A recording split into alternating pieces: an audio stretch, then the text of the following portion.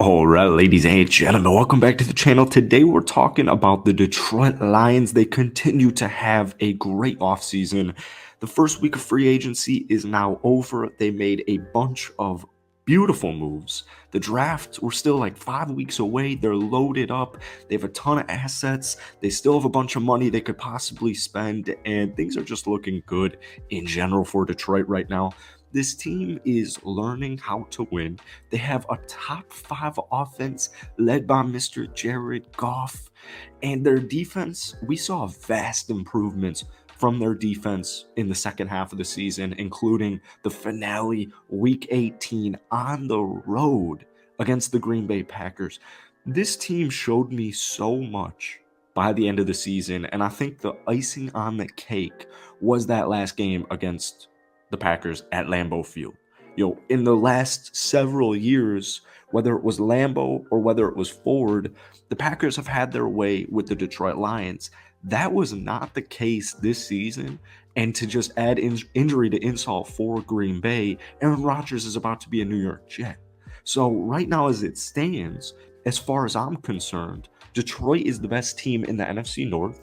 Jared Goff is the best quarterback in the NFC North. And future outlook, this upcoming season outlook, Detroit's the team to beat in the North. And honestly, the NFC in general. Now, I don't want to get too far ahead of myself, but the moves that they've made in this offseason have been amazing. Before we get any further into today's video, if you guys enjoy it, be sure to hit that like button, hit that sub button. I made a Lions video a couple of days ago. You guys blessed me with like 900 likes, so I appreciate you so much. If we get this video to 1,000 likes, that would be mind-boggling. Love covering the Lions, and I'm excited to continue for the rest of the offseason and next season in general.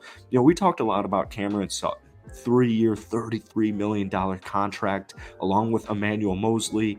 I thought both of those moves were great. I gave the Detroit Lions an offseason grade of an A-, but to be honest with you, I think it will become an A at worst 2 months from now, by the time the draft is over. Now, this team has made a couple of moves recently, like most notably CJ Moore. Special teams beast is back on a 2-year deal. But I was reading an article that kind of fueled the fire to make this video, and they were talking about Mr. Alex Anzalone. He got signed to a 3-year, $18.8 million contract, and kind of the critique for him was he's 28 years old. I don't really have an issue with that. If he was 30 years old, maybe I'd be a little bit more hesitant. 59 combined missed or broken tackles in the last 2 seasons. Well, he also had like 120 tackles, and he also was extremely clutch. Like, I'm thinking about that Packers game too. He showed up countless times. So I don't know what it is. I don't even really want to say it's just disrespect to Detroit, but I don't know how their 9-8 finish to the season. Maybe if they had made the playoffs, if Seattle hadn't got that last second win against the Rams, maybe they would have the respect they deserve now. It doesn't really matter though, because Lion fans, NFL fans who are paying attention to the situation, they're very aware of what's going on. So the Cameron Sutton and the Emmanuel Moseley moves were exactly what they needed to do. I've talked time and time again, Detroit in the draft, first pick with number 6, defense. Second pick at number 18, defense. I think in an ideal world, you take probably somebody who's going to get to the quarterback, a pass rusher with pick number 6. I'm thinking either Tyree, we talked about Jalen. Jalen's having some issues right now. We'll figure it out when it comes, but if you guys remember, I think the first 4 picks will be quarterback. So that's going to leave a stud for Detroit at number 6. So if you can get a guy like Tyree Wilson who's going to rush that QB, Will Anderson, like that's just money in the bank right there. At number 18, maybe you go with a linebacker, maybe you go with a DB, depending on who's available. You just want the best player available, and it's going to be a defensive player most likely. So right now with Detroit, statistics would prove to you like, oh, this was not a great team defensively, but the eye test would say, oh, that's true for the first half of the season. And yeah, there were going to be some blunders towards the end of the year, but we saw guys break out. Aiden Hutchinson had a phenomenal year. We saw James Houston come onto the show late on in the season. What do you have, 8 sacks in 7 games? I mean, he was breaking NFL records, and this was a guy who didn't even start for the Lions. He didn't even play for the Lions for the first half of the season. We had Kirby Joseph, who made his mark specifically against Aaron Rodgers and my Green Bay Packers. So defense, defense, defense, defense. However, at the same time, obviously you want to build on your weaknesses. You also want to continue to build on your strengths. And we saw David Montgomery get signed to a 3-year, $18 million contract. Now, I have a lot of love for my former Packer, Jamal Williams. He was not pleased in the slightest. He said he got a disrespectful offer from the Lions, and he's now with the New Orleans Saints.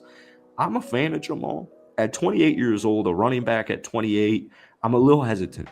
I'm a little skeptical, especially if I have a cat like DeAndre Swift and I have a very deep running back draft class, and you had a very deep running back free agent class in general. Now, obviously, a lot of Lion fans, I wanted Jamal back. I thought he was a nice heart and soul player for Detroit. He's a great culture piece, and that's what we've been talking about so much in the last 4 or 5 months is the culture has changed completely with this Detroit Lions team. Coaching staff, player, fans, top to bottom, Detroit's fun again.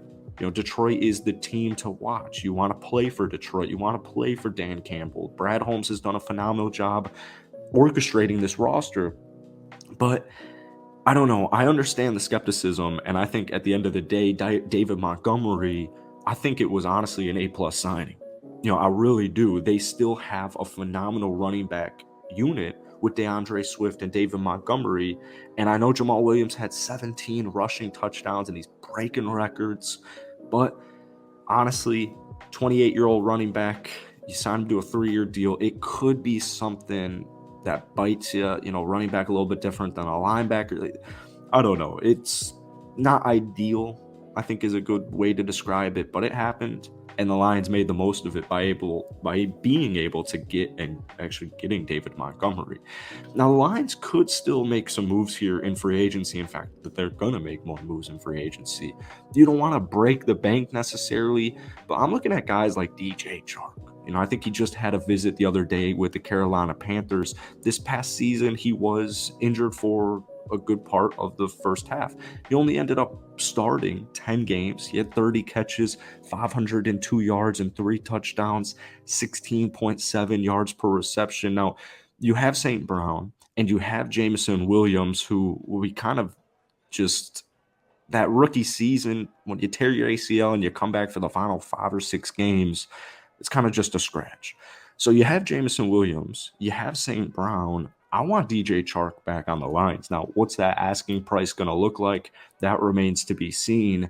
But in his final year with Jacksonville, he played 40 games because he got injured. So Detroit takes a flyer on him, 1-year deal. And DJ and the Lions, it seemed everyone was happy. It seemed like DJ loved being on the Detroit Lions. So if they gave him a reasonable offer, I think DJ will be back as a Lion. This is a former guy who had 73 catches, over 1,000 yards, and 8 touchdowns, and a Pro Bowl in just his second year in the league with Jacksonville, and it was actually his first year starting. So if DJ can just stay healthy, and if you pair him up with, I like the Lions tight end room right now.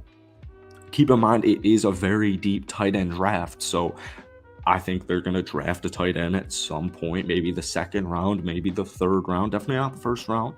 Second, third round, they take a tight end.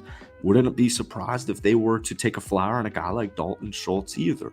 Dalton is a player who had a down year last year with the Dallas Cowboys, 57 catches, 577 yards, and 5 touchdowns. However, the year before, he had 8 touchdowns and 808 yards. With the departure of TJ Hawkinson, it is something where I want a little bit more stability. I want a little bit more reliability, because at the end of the day, this isn't a rebuilding Detroit Lion team. This is a team that is ready to win, and they're going to start winning next year. And once again, no disrespect to the current trio of tight ends that Detroit has, but it's something you want to continue to build on. So maybe Dalton Schultz isn't the guy. Maybe it's a rookie tight end. Maybe it's a different tight end. But I think a tight end is definitely something to keep an eye on that Detroit could target for the rest of free agency, because it's something in the free agency class this year that we haven't really seen all that much movement on. So keep an eye out for that. Keep an eye out for DJ Chark. you could possibly keep an eye out for a guy like Leonard Floyd to come on over to Detroit. However, he is 30 years old. I don't think the Lions are really targeting all that many players on the wrong side of 30. So just something to keep an eye out for. I'm curious to hear what Lion fans have to say. I'm still going to keep their free agency class, their offseason grade at an A-. Like I said, by the time draft comes around, by the time free agency is kind of officially coming to an end here, because it's just week 1, I think it will either be an A or an A+. Brad Holmes is great at free agent moves. He's great at drafting. So far, we have no reason to be thinking somewhat else. So that's it for today, Lions fans. I love you guys so much. I appreciate it. Hit that like button, hit that sub button. Let's try and get this video to 1,000 likes. But most importantly, I want to hear your thoughts down below. What are your thoughts on some of these moves Detroit has made? Do you want to see any more moves? Let me know down below, and I'll catch you guys later.